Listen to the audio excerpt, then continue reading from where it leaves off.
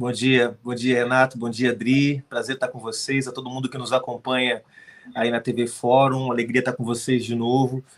Eu peguei o finalzinho aqui da fala do Lênin, muito impactante, realmente, né? O Lênin é um cara que tem um respeito gigantesco na esquerda por todo o comprometimento dele de pensar o direito na perspectiva da democracia, da afirmação de direitos, das garantias constitucionais. E é curioso, porque eu ouço ele falando, estava ouvindo no final ele dando outros exemplos, né?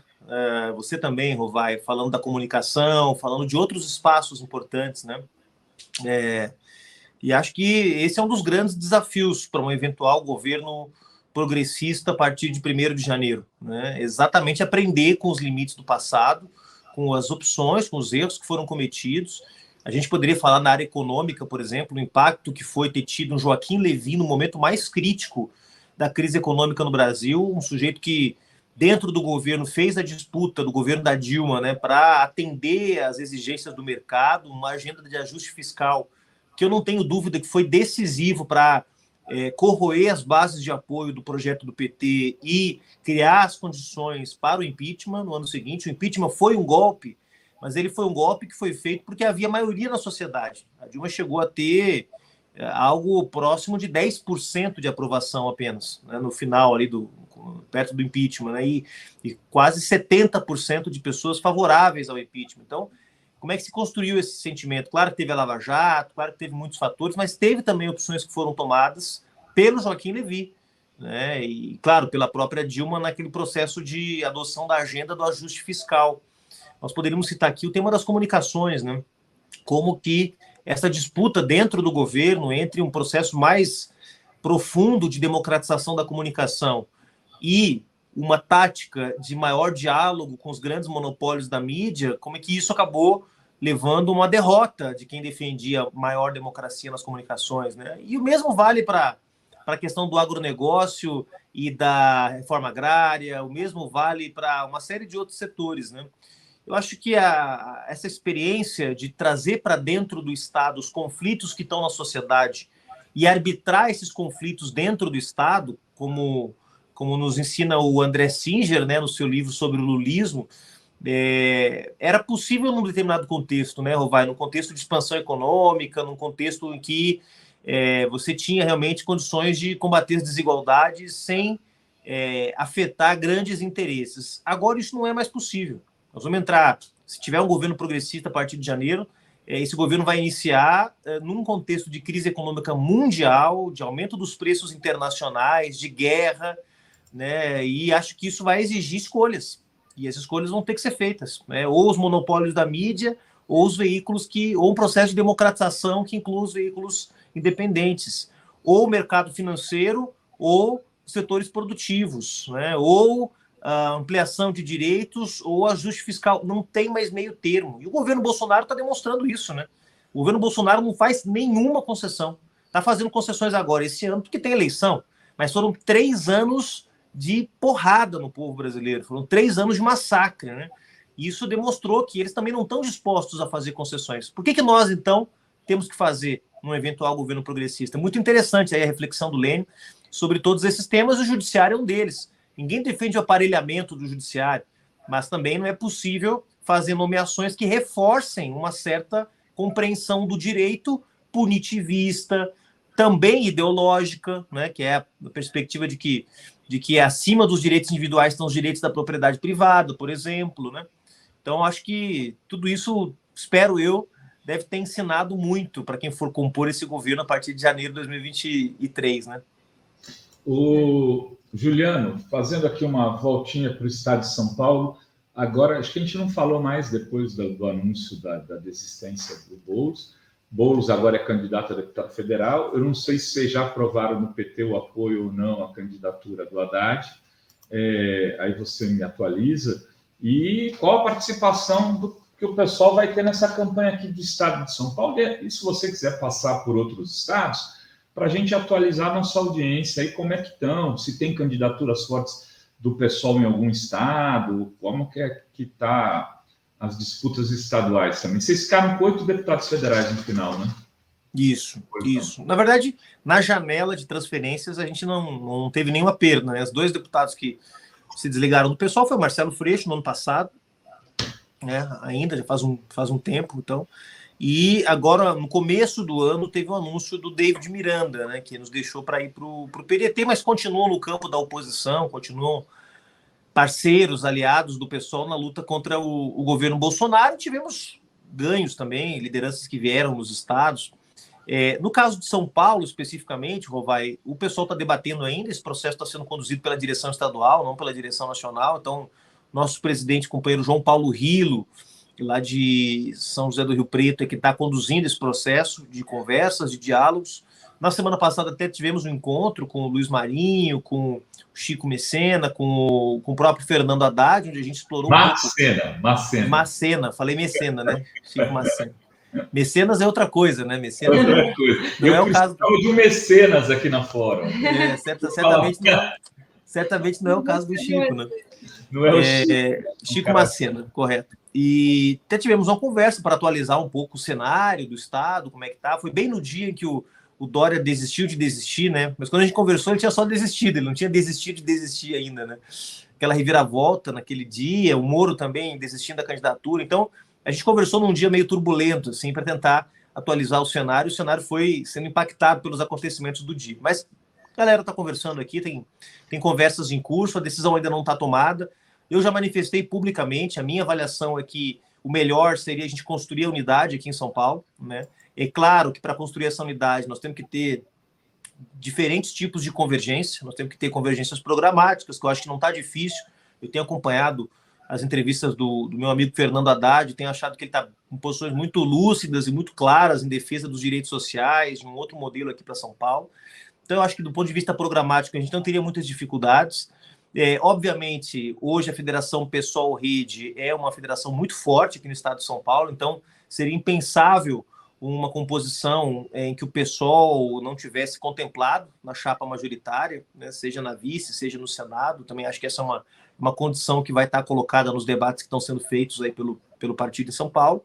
Mas as conversas estão em curso. Claro, e alianças, né? Quais são os partidos que vão estar nessa frente, quais são os partidos que vão estar nessa coligação em torno do Fernando Haddad. Eu acho que são esses os três temas que estão em debate. Como eu disse, eu já manifestei minha posição, eu acho que o pessoal deveria fazer todos os esforços para estar nessa frente junto com o Fernando Haddad. Eu acho que nós estamos diante de uma oportunidade única de derrotar os tucanos de São Paulo. As pesquisas já mostram que o Tarcísio de Freitas, né, ministro do Bolsonaro, ministro da Integração Nacional, começa a crescer nas pesquisas. Aliás, na pesquisa do Instituto Paraná Pesquisas, essa semana, ele já aparece na frente do Fernando Haddad na pesquisa espontânea, com 5%, o Haddad aparece com 3,5%, claro que está na margem de erro, mas mostra que ele tem um núcleo duro ali de onde ele parte, né, já parte de 5% de votos espontâneos. Então, considerando tudo isso, a possibilidade de reprodução no estado de São Paulo, da polarização que nós vamos ter em nível nacional com Lula e Bolsonaro, a possibilidade de derrotar os tucanos e a possibilidade de construir uma frente das esquerdas, eu defendo no interior do PSOL, tenho defendido que a gente compõe essa aliança com o Fernando Haddad. Agora, a decisão não é minha, a decisão vai ser do Diretório de São Paulo e, obviamente, eu vou respeitar qualquer que seja a definição que for tomada aqui. Tem vários comentários aqui. Daniel Miage diz que já era membro e cada mês foi subindo o status. É isso aí, Daniel. Ele é vermelhinho agora. Daniel Miage do Japão, vermelho. A Laline Casais, ela diz: quem foi Teori Zavascki? Quem é Fachin? O Fachin é nosso, lembrando das mensagens da Vaza Jato. O Fachin, né? Entre outros, foi escolhido com apoio do MST. Nunca é ruim lembrar. O Fachin, eu lembro do dia que teve a sabatina do Fachin no Senado, Renato, Dri, eu trabalhava na liderança do PSOL, eu era coordenador da liderança do PSOL, da bancada do PSOL lá em Brasília, na Câmara, né? E eu lembro o entusiasmo com o qual a esquerda, todos nós, PSOL, PT, PCdoB, na época nós recebemos a indicação do Fachin. Era aquela sensação de que, pô, finalmente indicaram alguém com sensibilidade social, alguém que tinha uma relação com o MST, que tinha sido membro da Rede Nacional de Advogados Populares, a RENAP. Então gerou uma baita expectativa. Veja o tamanho da frustração que as posturas do Fachin, em temas complexos como a Lava Jato, acabou gerando na militância de esquerda, né? Pois é. E essa frase, né? O Fachin é nosso, ficou, né? Olha só, o Carlos Alberto Veloso Lopes diz: na minha modesta opinião, depois do golpe, ficou claro quem é democrata e quem é fascinazista, que estavam enrustidos na sociedade. É verdade, né? Transpareceu mais mesmo, deu para ir identificando melhor. E tem mais uma dele aqui, Rovai, do Carlos Alberto, ele dizia: essas escolhas em quem é democrata e fascinazista não somente servirá às escolhas eleitorais, mas também aos governos para indicar ministros e desembargadores. Amém, assim seja.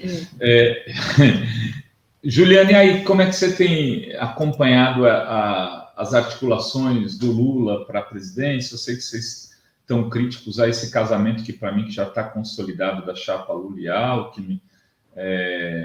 E agora, ontem, a Gleisi apresentou aí uma pessoa que foi do mercado financeiro, que está fazendo assessoria para o Lula. Eu não conheço, sinceramente, nem lembro o nome. Gabriel Galípolo, que escreveu até um artigo defendendo uma criação de uma moeda sul-americana. A ideia me parece extremamente progressista, inclusive. A criação de uma moeda sul-americana para fazer negociação aqui no ambiente da URSAL. Como você tem acompanhado esses últimos movimentos, Juliano? Você sabe que a gente vai ter agora no final do mês de abril, no dia 30 de abril, acontece a nossa conferência eleitoral, né? Lá que a gente vai tomar uma posição definitiva sobre a composição ou não do pessoal dentro dessa frente que está se formando. Até agora, apesar da presença do Alckmin, que eu acho uma contradição completa em todos os sentidos, em termos partidários, essa frente é uma frente que, por enquanto, está reunindo partidos de esquerda e centro-esquerda, o PT, o PSB, o PCdoB, a Rede, o PV e o PSOL. São partidos que estão trabalhando conjuntamente nos últimos 3 anos contra o Bolsonaro, no Congresso Nacional, na convocação de mobilizações. Desses partidos que têm, em geral, afrontado o Bolsonaro na Câmara, só falta o PDT mesmo, né? E há outros partidos menores, como o PCB, o P, que optaram, ou têm optado por apresentar candidaturas próprias e não compor essa frente, que eu também acho que é respeitável, mas a gente tem discutido.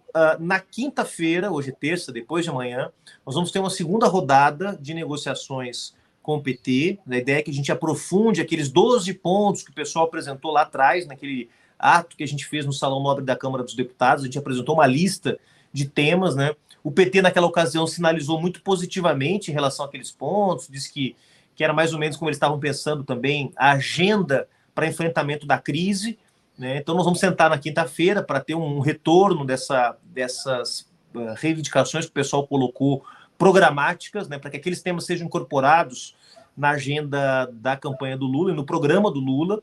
Deve ter também, no começo da semana que vem, uma reunião das fundações, a Fundação Perseu Abramo e a Fundação Lauro Campos Marielle Franco, que é a fundação do pessoal, para discutir também esses temas, aprofundar algumas questões. Além disso, nós vamos discutir, claro, a situação dos estados também. Quer dizer, imagina o que vai acontecer se o PSOL decide apoiar o Lula e você tem no estado um candidato do PSOL ao governador e um candidato que o PT está apoiando que não é do campo progressista, como pode acontecer em alguns estados, como é o caso de Minas Gerais, com Alexandre Calil. O PT apoia o Calil vai apoiar o Lula? Não sabemos. E se o Calil não apoiar o Lula, como é que ele vai tratar o nosso candidato ou a nossa candidata em Minas? Então, é um tema importante para nós também, essa relação da campanha Lula com as nossas campanhas nos estados, né, caso a gente venha a apoiá-lo. Então, no geral, eu tenho avaliado, Rovaider, que o Lula tem sido muito afirmativo em posições que são importantes. A necessidade de uma reforma tributária, a necessidade de rever a reforma trabalhista. Ele não gosta que use a palavra revogação, mas na prática mudar, desidratar, transformar aquela reforma. Ele falou nas redes sociais numa contra-reforma trabalhista, né, para, de alguma forma, desmontar aquela reforma que retirou direitos. Tem falado das questões ambientais, que eu acho muito importante. Foi muito afirmativo alguns dias atrás no tema indígena, quando voltou para a pauta da Câmara o tema da mineração em terras indígenas. O Lula foi muito afirmativo, gostei muito da posição dele. Então, eu acho que, no geral, o grosso das sinalizações do Lula, da sua pré-campanha, tem sido sinalizações à esquerda. Tem sido sinalizações antineoliberais, digamos assim, né? É claro, no estilo, que é o estilo do próprio Lula, né, com as mediações que são necessárias com a base que ele busca dialogar, que é uma base mais ampla do que a esquerda, né? Então, no geral, acho que tem condições da gente chegar a um entendimento. Mas as conversas estão em curso ainda. Vamos ver como é que vai até o final desse mês. Agora, um tema, Adri, Rovai, que eu acho que é importante a gente chamar a atenção, é a retomada do Bolsonaro nas pesquisas, aí, especialmente entre quem ganha até 2 salários mínimos. Ele diminuiu 8 pontos a vantagem do Lula entre quem ganha até 2 salários mínimos. Caiu 8% a diferença, que é o grosso da população, e por isso está impactando as pesquisas também. Eu não acho que isso é bom, claro, né? O sinal das políticas que o Bolsonaro está tocando aí, 90 bilhões de reais para o Auxílio Brasil, renegociação de 90% dos créditos do FIES, das dívidas do FIES, aumento de 33% para o magistério e outras carreiras do funcionalismo público, agora mais 5 milhões de tickets do Vale Gás. Então, política eleitoreira que o Bolsonaro está fazendo, mas isso impacta a vida de quem está em situação de extrema vulnerabilidade social. Então, é importante esse movimento de crescimento do Bolsonaro para a gente perceber que a briga não está ganha, que a eleição não está ganha, descer do salto alto. Quem tiver no salto alto aí, por favor, queira descer. Quem tiver aí no pedestal, por favor, queira descer, porque a briga vai ser dura. Anteontem foi reeleito com uma votação com maioria absoluta na Hungria o candidato da extrema-direita, o Viktor Orbán. Na França, os candidatos de extrema-direita, os 2 candidatos de extrema-direita estão muito bem posicionados também, podem ganhar a eleição. A Marine Le Pen e o outro candidato, que eu não lembro o nome agora, que é um humorista, um sujeito da televisão também, ainda pior que a Marine Le Pen, ainda mais fascista que a Marine Le Pen. Na França, veja só, o país das luzes, o país do iluminismo, né, o país do renascimento, junto com a Itália. Então, a situação não é fácil, tá? Eu acho que é importante que a gente fique atento. É o Eric Zemmour, né? Exatamente. Aliás, hoje agora, às 18h30, o Mélenchon... Fórum Global vai debater essa eleição. Ótimo. O Mélenchon deu uma subida e passou o Eric Zemmour. Não tinha visto. Que bom. O Mélenchon já está com 17, 16 e o Zemmour com 10 por aí. A Marine Le Pen está com 21%. E o Macron na faixa dos 26, 27. Então, haveria uma chance do Mélenchon ir para o segundo turno se o resto dos outros candidatos de esquerda, por exemplo, a Anne Hidalgo, do PS, tem 2%. É uma coisa assim, assustadora. Você vê que a esquerda tradicional francesa foi para o vinagre, né? Essa é uma tese que eu tenho sustentado, Rovai. Inclusive, vai sair no meu livro, fazer o merchandising aqui. Eu espero que a Fórum me convide para apresentar o livro aqui em maio. Que é essa crise de quem ficou muito perto do centro político, né? Especialmente nesse momento de crise econômica que nós vivemos aí com mais força desde 2008. Os partidos de esquerda que não se reinventaram, vamos pegar o caso do Partido Socialista Português, o caso do Partido Socialista Espanhol, foram partidos que se aproximaram da esquerda radical e, com isso, se afastaram dessa crise do centro político. Agora, o Partido Socialista francês é um exemplo que se manteve ali com o François Hollande aferrado às ideias neoliberais, né? Está pagando esse preço. Está pagando esse preço agora. Quer dizer, a campanha da Marine Hidalgo mostra essa dificuldade. E nós vimos recentemente no Chile a mesma coisa. O Partido Socialista, que já governou o Chile várias vezes, o resultado pífio, acho que ficou em 5º lugar, se eu não me engano, né, na eleição do Chile, que foi em dezembro. Então, aqueles partidos de centro-esquerda que se mantiveram ali, digamos, comprometidos com um sistema político e econômico que cada vez dá menos respostas para a angústia das pessoas, estão pagando um preço. Estão pagando um preço. Por isso que, falando do Brasil, eu acho tão importante que o Lula dê sinalizações mais à esquerda, porque o setor que está mais enfraquecido no Brasil, do ponto de vista eleitoral nos últimos anos, é o centro político. Olha a lambança que foi na semana passada, a situação envolvendo Moro, envolvendo Dória. Eu vi uma entrevista da Simone Tebet nesse final de semana também, é sofrível. Simone Tebet estava defendendo que se formulasse lá uma semente transgênica do trigo para poder plantar trigo no Cerrado brasileiro, que é um bioma já super ameaçado. Essa é a mentalidade do suposto centro democrático brasileiro, é um horror. Então, é muito importante, eu acho que a esquerda, que essa frente das esquerdas que a gente está tentando formar, ela dê demarcações claras, entende? O centro político no mundo inteiro está em crise. Né?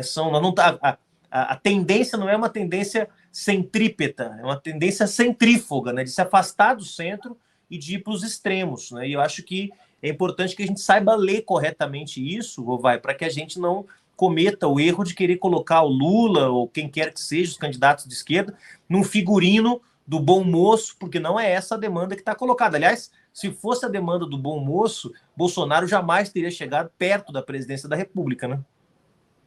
É isso aí. Ô, Juliano, ontem o PSOL entrou com um pedido de cassação no Conselho de Ética contra o Eduardo Bolsonaro, por conta dessa fala repugnante em relação a Miriam Leitão. Como que vocês têm alguma expectativa se isso vai para frente, se vai dar tempo? E o que mais pode ser feito para evitar esses apologistas da tortura, né? Que se tivéssemos feito algo em 2016 com Bolsonaro, talvez tivesse cortado aí o mal pela raiz. Dri, essa é uma das coisas mais revoltantes que acontecem hoje na política brasileira.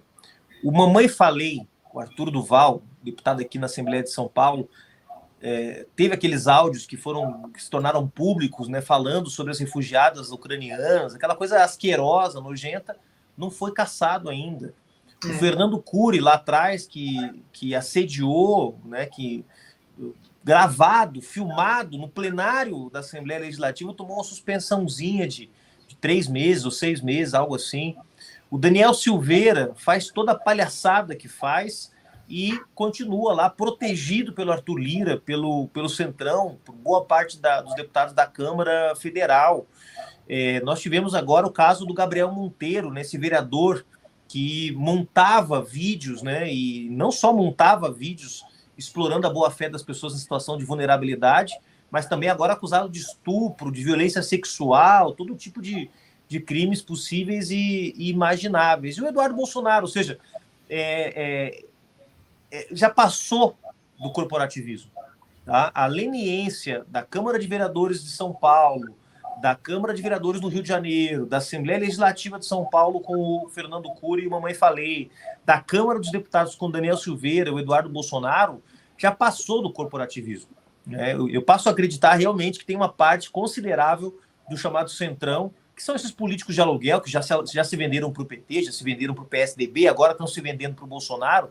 É uma base que você aluga no Congresso Nacional, que essa turma realmente começa a incorporar as posições da extrema-direita. É a única coisa que explica que Eduardo Bolsonaro, que Daniel Silveira e outros sigam impunes. É inacreditável. No caso do Senado, a gente tem uma representação há mais de 2 anos contra o Flávio Bolsonaro. E o presidente da Comissão de Ética sequer instalou o processo. Ele não permite sequer a instalação do processo para que possa ser analisado. Bom, no limite, a Comissão de Ética, o Conselho de Ética do Senado, vai concluir que o Flávio Bolsonaro, no caso das rachadinhas, não cometeu crime nenhum e vai arquivar. Mas nem isso, nem instalação do processo, o Senado inicia. E na Câmara, mesma coisa, né? Acho que nós temos que fazer muita pressão, muita agitação esses dias, né? O caso do Mamãe Falei, para mim, é emblemático. 1 semana de repúdio total, absoluto. O cara teve que sair do partido, ficou no isolamento, perdeu a namorada. Ou seja, parecia que estava liquidado. Pois agora se filiou ao partido do Sérgio Moro, União Brasil, e já está reorganizando sua campanha. Porque está convencido de que não vai ser cassado, não vai ficar inelegível. Então, não tem jeito. Nós temos que tornar essa turma toda inelegível. Inelegível, para que o Bolsonaro, amanhã ou depois que sair da presidência da República e for preso pelos crimes que cometeu, não possa pegar o seu Eduardo Bananinha e dizer, tá aqui o meu herdeiro político, votem nele para presidente. Tem que tornar o Eduardo Bolsonaro inelegível pelos crimes que cometeu, tem que tornar o Flávio Bolsonaro inelegível pelos crimes que cometeu, tem que tornar o Carlos Bolsonaro inelegível pela apologia que fez já à tortura, ao crime, pelas fake news, tem que varrer a família Bolsonaro da política brasileira. Agora, o primeiro passo teria que ser dado nas casas legislativas, né? E aí está na mão do seu Arthur Lira, que virou o fiel escudeiro do seu Bolsonaro, né? Pois é, né? Tem aqui um superchat do Carlos Alberto Veloso, ele disse, se dependesse desses 2 ministros do Supremo, Lula ainda estava preso, menos. É ameaça velada ao Moraes. Chega dessas ameaças de golpe como forma de intimidar a sociedade. Obrigada pelo superchat. A verdade é que assim, o Lula contou com Gilmar Mendes para ser e com o Alexandre de Moraes, que foi indicado pelo golpista, pelo Michel Temer, que segura o golpe do Bolsonaro aí. A vida é dura, Juliano. Estamos chegando ao final aqui de mais um programa Fóruns e Meia. Queria que você fizesse um destaque aí. Qual o seu destaque da semana? Deixar, antes de mais nada, um abraço para o meu amigo Denis de Oliveira, que apareceu ali na telinha, grande professor, grande referência da luta do povo negro por justiça, por democracia, por direitos. Eu quero destacar aí, Dri Rovai, o início ontem do acampamento Terra Livre em Brasília, que acontece todos os anos, né? O movimento indígena brasileiro organiza esse acampamento lá em Brasília, mas esse ano ele tem uma dupla importância. Primeiro, claro, denunciar os crimes do Jair Bolsonaro, é um ano eleitoral, então é muito importante dar voz ao movimento indígena, né? Sei que tem gente da fora acompanhando isso lá também, ao vivo, né? Eu vou lá essa semana. Acho que prestar toda a nossa solidariedade ao movimento indígena, que sofreu muito com o governo Bolsonaro, com o desmonte da FUNAI, com o corte de verbas para o cuidados da saúde indígena. Então, realmente, o projeto do governo Bolsonaro, um projeto de morte, de extermínio das populações indígenas. Então, antes de mais nada, solidariedade e dar visibilidade para a causa indígena num ano eleitoral como esse. Mas o mais importante é que o Arthur Lira segue ameaçando votar na Câmara dos Deputados o projeto de mineração em terras indígenas, um projeto criminoso, que está revoltando não só o movimento ambientalista brasileiro, o movimento indígena brasileiro, os democratas do Brasil, mas no mundo inteiro. Está se falando desse projeto no mundo inteiro. Bolsonaro, usando o pretexto da guerra na Rússia, na Ucrânia, ele defende que, como nós não temos aqui as fábricas de produção de fertilizantes foram desmontadas pelo governo Temer, que seria necessário, então, garantir a extração de alguns minerais em terras indígenas, em reservas que estão localizadas em terras indígenas. Então, é um projeto criminoso que vai significar um retrocesso de 30 anos aí de afirmação dos direitos dos povos indígenas. Então, meu destaque vai para o acampamento Terra Livre, que começou ontem, prestando todo o apoio do pessoal, nossa solidariedade, e também sei que compromisso da Fórum aí de dar visibilidade para essa luta, sempre inarredável esse compromisso aí. Muito bem, Juliano. Quero te agradecer aí a sua disponibilidade que com a gente é sempre constante, né? Sempre convidado, Juliano. E hoje a gente veio convidando. Parzinho. Tão legal. Tá muito bonito a sua camisa também. Eu também. Muito bom. Juliano, valeu, muito Juliano. Obrigada. Ótima semana, ótima tarde. Beijo, gente. Beijo pro Lucão. Se cuidem. Valeu, irmão. Beijo. Tudo bom.